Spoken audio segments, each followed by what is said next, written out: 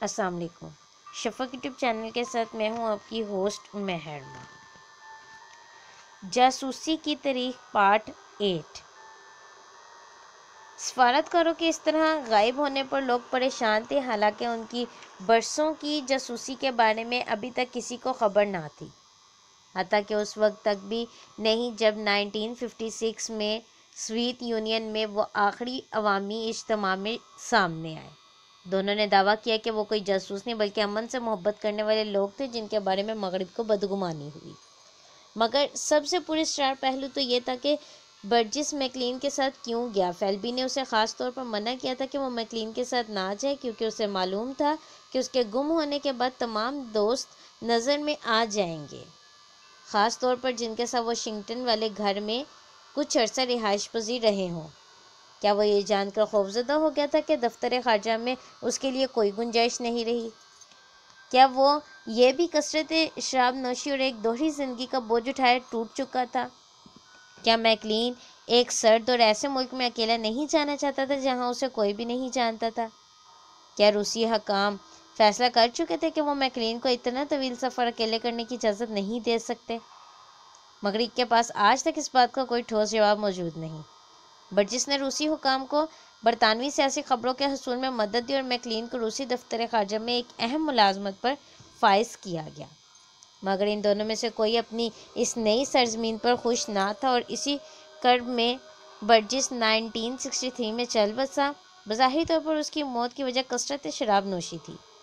McLean, جو فیلبی کے ہاتھوں اپنی بیوی گنوا چکا تھا، 1983 تک زندہ رہا۔ ایک جاسوس کی حیثیت سے اس کا کردار 1956 میں اس وقت واضح ہو گیا جب CIA نے اسے یہ معلوم کرنے کے لیے اغوا کرنا چاہا کہ اس نے کون کون سے اہم ترین راز افشا کیے ہیں۔ اسی دوران جون 1951 میں وہ تیسرا شخص جسے وہ برطانیہ چھوڑ آئے تھے اپنی مہماتی زندگی کو بچانے کے لیے جدوجہد کر رہا تھا۔ فیلبی کی کہانی۔ کیم فیلبی کے ساتھ وہی ہوا جس کی اسے اور روسی حکام کو توقع تھی۔ اس پر برجس اور میکلین کی مدد کا الزام لگایا گیا۔ وہ ان چند لوگوں میں سے تھا جس کی ان دونوں کے ساتھ تعلقات تھے۔ میکلین کی نگرانی کے دوران اس پر بھی نظر رکھی گئی اور برجس نے ویسے بھی اس کے گھر مہمان رہ چکا تھا۔ ماسکو ان غیر یقینی حالات سے نمٹنے کی فیلبی کی صلاحیتوں پر شش و پنج کا شکار تھا، مگر فیلبی جیسے بہترین جاسوس نے اپنی پیشہ ورانہ ذمہ داریوں سے بھرپور انصاف کیا کہ وہ روسی بھی حیران رہ گئے۔ MI6 کے چیف سر سٹیورٹ مینزس نے فیلبی کو لندن آ کر تحقیقات کا سامنا کرنے کا سمن جاری کیا۔ بہت سے ارکان نے خاموش طبی اور بہترین صلاحیتوں کے حامل فیلبی کے بارے میں یہ ماننے سے انکار کر دیا کہ وہ ماسکو کا زرخید ہے، مگر عرصہ دراز سے تحقیقات کرنے والے MI5 کے اعلیٰ عہدیداران کو اس بارے میں کوئی شک نہیں تھا۔ وہ فیلبی کی پوری زندگی کو چھان رہے تھے، اس کی سرگرمیوں کے بارے میں مختلف سوالات کر رہے تھے، خاص طور پر ویلکو کے حادثے کے بارے میں۔ CIA کے افسران کو بھی اس کی خطا کاریوں کا علم ہو چکا تھا اور انہوں نے مینزس کو بتا دیا کہ فیلبی کو برطرف کر دیا جائے، بصورت دیگر ہم انٹیلی جنس کے شعبے میں تمام تعاون ختم کر دیں گے۔ فیلبی بآسانی گھر نہ پہنچا، بلکہ اسے روس تک پہنچنے کے لیے جن مشکلات کا سامنا کرنا پڑا اس نے ان کے خلاف حد درجہ مزاحمت کی۔ اس کا یک بستہ اور محتاط دماغ یہ جاننا چاہتا تھا کہ اس کے آقاؤں کو صورتحال کا کتنا علم ہے۔ اس نے 4000 پاؤنڈ کا گولڈن شیک ہینڈ لے کر دفتر خارجہ سے استعفیٰ دے دیا۔ اس کے استعفے کا مطلب تھا کہ اب اسے سفارتی روپ میں ملک سے باہر تعینات نہیں کیا جا سکتا، مگر وہ دوسرے خفیہ امور اب بھی کامیابی سے سر انجام دے سکتا تھا۔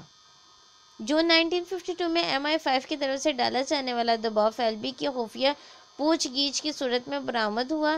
ہیلنس میلمو، جو ایک سابق خفیہ جاسوس اور بعد ازاں جج کے عہدے پر فائز ہوا، نے 3 دن تک اعلیٰ حکام کے روبرو فیلبی اور اس کے ماضی کے بارے میں تحقیقات کی۔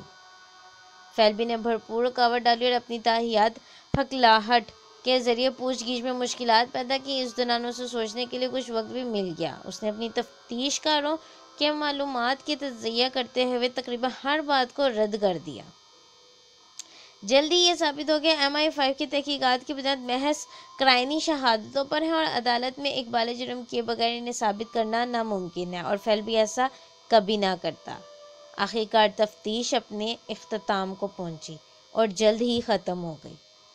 واشنگٹن میں اپنے عروج کے دوران فیلبی کو MI6 کا اگلا ڈائریکٹر نامزد کیا جانا تھا، مگر اب وہ نسبتاً کم پرکشش ملازمت کی تلاش میں تھا۔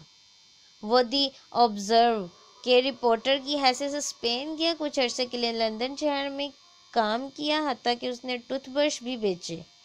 یہ بھی ممکن ہے کہ MI6 نے مختلف اوقات میں اسے استعمال کیا ہو۔ اسے قبرص میں آہنی پردے کی سرزمین سے جلا وطن امریکیوں کے ساتھ دیکھا گیا، اور کچھ سائنسدانوں نے اسے روس ترکی سرحد پر ایک ویران مقام پر بھی دیکھا۔ ایک موقع پر جب اسے پیسوں کی کمی پڑی، حتیٰ کہ وہ اپنی دوسری بیوی کے 5 بچوں کے اسکول کی فیس ادا کرنے کا بھی محتاج ہو گیا، تو دوران سروس اس کے دوستوں نے اس کی مالی مدد کی، مگر اس نے پھر کبھی اپنا کیریئر بنانے کا نہ سوچا۔ ایسا لگتا تھا جیسے وہ کوئی خاص واقعہ پیش آنے کے انتظار میں ہو، اور ستمبر 1955 میں ایسا ہو بھی گیا۔ کافی عرصہ گزرنے کے بعد گورنمنٹ نے میکلین اور برجس کے اچانک گم ہونے پر ایک وائٹ پیپر شائع کیا جو 4000 الفاظ پر مشتمل تھا۔ ایک رکن پارلیمنٹ نے اسے ملک کے انٹیلی جنس کی ہتک قرار دیا، مگر MI5 کا ایک رکن جو فیلبی کے نام کے اخراج پر آگ بگولا تھا، اپنے ہی طریقے سے حقائق پیش کرنا چاہتا تھا۔ پارلیمنٹ سے باہر کوئی بھی شخص فیلبی کو ایک غیر ملکی جاسوس نہیں کہہ سکتا تھا، مگر دارالعلوم سے جاری ہونے والا بیان اہمیت رکھتا تھا، جس کے باعث اخبار نے اسے شائع کیا۔ بے شک یہ ہتک امیز ہی تھا۔ MI5 کے ایک رکن کی طرف سے بھیجے گئے کچھ صحافیوں نے اپوزیشن کے رکن پارلیمنٹ مارکس لمپٹن کو اس کیس پر بریف کیا۔ اس نے ٹوری پارٹی کے سر انتھونی ایڈن سے پوچھا، کیا مسٹر ہیرلڈ فیلبی کی مشکوک سرگرمیوں کی پردہ پوشی کرنے کا تہیہ کر چکے ہیں، جو کچھ عرصہ پہلے واشنگٹن کے سفارت خانے میں فرسٹ سیکرٹری کے عہدے پر فائز رہ چکے ہیں؟ دو بھگوروں کے ساتھ فیلبی کے تعلقات واضح ہو چکے تھے، اور اس عوامی مشہوری نے پارلیمنٹ میں ایک اہم ترین بحث کا آغاز کیا۔ بعد ازاں فیلبی نے دعویٰ کیا کہ جب لمپٹن نے یہ سوال کیا تو وہ دن میری زندگی کا خوبصورت ترین دن تھا، اور 7 نومبر کو ایک مباحثے میں وزیر خارجہ ہیرالڈ میکملن، جو MI6 کا سربراہ بھی تھا، نے ارکان پارلیمنٹ کو بتایا، مجھے یہ نتیجہ اخذ کرنے کی کوئی وجہ نظر نہیں آتی کہ فیلبی کوئی تیسرا شخص تھا۔ اس نے کبھی ملکی مفادات کو نقصان پہنچایا ہو یا ایسا کبھی کیا بھی ہو۔ اتنے اہم ترین عہدیدار کی طرف سے ایسے بیان کے بعد کسی بھی رکن کے لیے لمپٹن کے اعتراض کی تائید کرنا مناسب نہ تھا۔ 3 روز بعد فیلبی نے ایک پریس کانفرنس منعقد کی اور وزیر خارجہ کے بیان کی روشنی میں اپنی معصومیت کا اعادہ کیا اور کہا کہ برجس جسے آدمی کے ساتھ دوستی اس کی غلطی تھی۔ میکملن نے پارلیمنٹ میں اس کے ساتھ بہت محتاط رویہ اختیار کیا، کیونکہ وہ جانتا تھا کہ اسے گناہ گار ثابت نہیں کیا جا سکتا، مگر ساتھ ہی اس نے MI6 کو یہ حکم بھی جاری کیا کہ فیلبی کو دوبارہ ایجنٹ کے طور پر استعمال نہ کیا جائے۔ حیران کن طور پر اس حکم پر عمل درآمد نہ کیا گیا، خواہ ایک دوست نے سے غیر عقلی وفاداری کے تحت ہو یا اسے نظر میں رکھنے کے لیے۔ فیلبی کو مشرق وسطیٰ کے اہم ترین جاسوسی مرکز بیروت بھیج دیا گیا، جہاں روس مصر، شام اور عرب ریاستوں میں حالات سازگار بنانے کے لیے تیزی سے سرگرم عمل تھا۔ فیلبی اپنے دفاع کے لیے یا اپنی اصل شناخت کو پوشیدہ رکھنے کے لیے دی آبزرور اور اکونومسٹ کے غیر ملکی نمائندے کی حیثیت سے کام کر رہا تھا، اور اس سلسلے میں وہ لبنانی دارالحکومت سے بہت سی اہم ترین رپورٹیں بھجوا رہا تھا، مگر CIA اس کی تمام سرگرمیوں پر نظر رکھے ہوئے تھی۔ وہ اپنے صحافتی ذمہ داریوں سے کہیں بڑھ کر ایک جگہ سے دوسری جگہ سفر کرتا تھا۔ 1962 میں امریکی خفیہ ایجنسی نے فیلبی کی بے گناہی کے بارے میں MI6 کے تمام جواز غلط ثابت کر دیے۔ CIA نے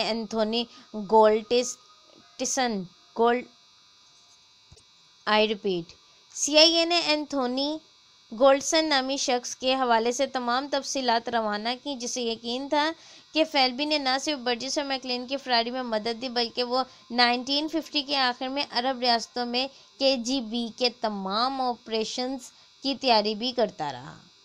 اسی دوران فیلبی کی دوسری بیوی کی ایک سہیلی نے بھی MI6 کو بتایا کہ وہ کئی مرتبہ روسی خفیہ ایجنسیوں کا طویل المیعادی ایجنٹ ہونے کا اعتراف کر چکا ہے۔ سر ڈک وائٹ جنہوں نے 1956 میں MI6 کے چیف کا عہدہ سنبھالا نے اپنے ایک ایجنٹ نکولس ایلٹ کو فیلبی سے تفتیش کے لیے بیروت بھیجا، مگر اس سے قبل اس نے اٹارنی جنرل جان ہابسن سے یہ حلف لیا کہ بھرپور معلومات کی فراہمی کے عوض فیلبی کو قانونی چارہ جوئی سے معاف کر دیا جائے گا۔ ایلٹ جنوری 1963 میں بیروت پہنچا، مگر ایک ماہر خفیہ اہلکار اور ان کا پیشہ غداری ہے کے مصنف چیمپئن پنچر کے مطابق KGB پہلے ہی اس کا توڑ کر چکی تھی۔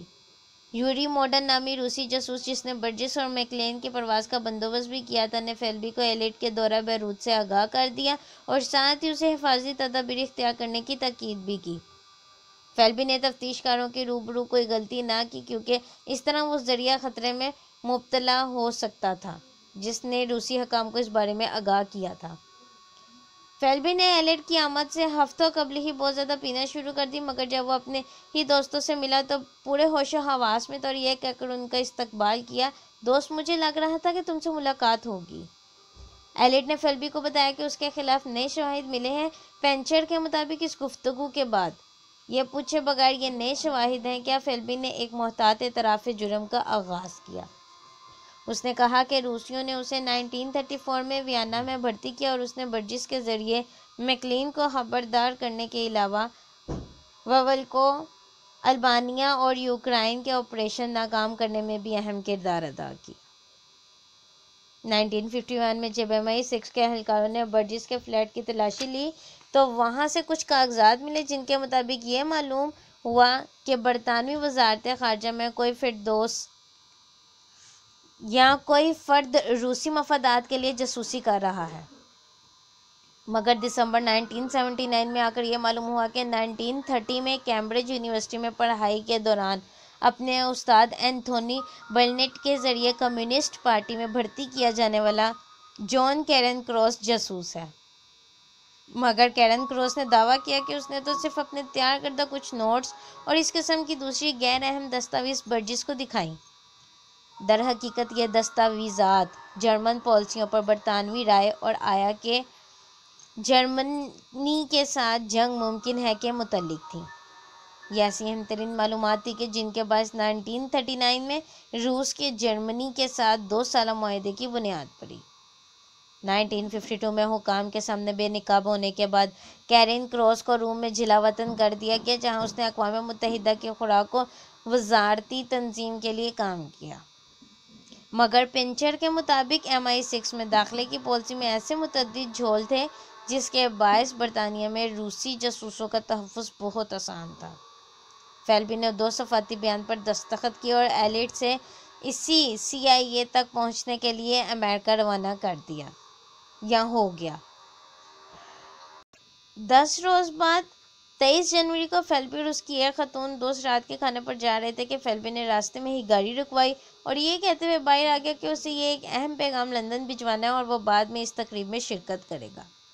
6 ماہ بعد اسے آخری مرتبہ ماسکو میں ایک عوامی اجتماع میں دیکھا گیا اور پھر برجس اور میکلین کی طرح وہ بھی اپنے پیچھے بہت سے سوالات چھوڑ گیا۔ روسی حکام جانتے تھے کہ MI6 مزید تفصیلی تفتیش کے لیے فیلبی کو لندن بلانا چاہتی ہے۔ کیا وہ یہ محسوس کرتے ہیں کہ فیلبی 30 سالہ جاسوسی کی زندگی سے بگتا چکا تھا، اسے لندن جانے کی اجازت دے سکتے تھے؟ کیا وہ اس سے چھٹکارا حاصل کرنے کا سوچ چکے تھے کہ MI6 میں ایک طویل عرصہ گزارنے کے بعد وہ ان کے لیے ماسکو میں زیادہ مفید ثابت ہو سکتا ہے؟ کیا انہیں بھی معلوم تھا کہ فیلبی کی غداری کا علم ہونے کے بعد CIA نے اس کو قتل کرنے کے لیے لبنان ایک خصوصی ٹیم روانہ کی تھی؟ 1963 میں حکومت کو خفیہ اداروں کے حوالے سے مقدمات کے ایک طوفان کا سامنا تھا اور وہ کسی ایک سے بھی بخوشی انحراف کر سکتے تھے۔ MI6 بھی عوام کے سامنے اس وضاحت سے بچ سکتی تھی کہ انہوں نے قواعد و ضوابط کے خلاف ایک مشتبہ یا مشتبہ روسی کو 12 سال تک ایک اہم ترین عہدے میں اتنے اعلیٰ عہدے پر فائز کیوں رکھا۔ روس آمد پر فیلبی نے بیان دیا کہ وہ گھر آ چکا ہے۔ اس نے جلد ہی JB کے اعلیٰ عہدیدار کی حیثیت سے ماسکو ہیڈ کوارٹرز میں ایک نئی زندگی کا آغاز کیا۔ اسے روسی شہریت کے علاوہ اعلیٰ ترین اعزاز آرڈر آف ریڈ بیز سے نوازا گیا، یا ریڈ آئی ریپیٹ، اسے روسی شہریت کے علاوہ اعلیٰ ترین اعزاز آرڈر آف ریڈ بینر سے نوازا گیا۔ فیلبی نے میکلین کی بیوی میلنڈا سے شادی کر لی، مگر اسے بھی جلد ہی دھوکہ دے کر ایک اور روسی خاتون سے شادی کر لی۔ برطانیہ کے ساتھ اب اس کا واحد تعلق دی ٹائمز کی ایک کاپی تھی، جس کی خصوصی اجازت کریمنل نے اس لیے دی تھی تاکہ وہ برطانوی کرکٹ ٹیم کی کارکردگی سے آگاہ رہے۔ آخر فیلبی کو اس قسم کی زندگی اختیار کرنے کی کیا ضرورت تھی کہ جس کے باعث مغرب کا ہر منصوبہ اپنے آغاز سے قبل ہی خواہ وہ جارحانہ ہو یا دفاعی ناکام ہو جاتا؟ کیا یہ اس کا کمیونسٹ نظریات پر غیر مشکوک یقین کامل تھا جو اسے ایک سرمایہ دارانہ معاشرے کی زندگی کے بھرپور لطف اٹھانے سے نہ روک سکا؟ کیا اس مہم جو میں اپنے باپ سے ورثے میں ملی تھی؟ مزید سننے کے لیے شفق یوٹیوب چینل کو لائک اور سبسکرائب کرنا مت بھولیں۔ شکریہ۔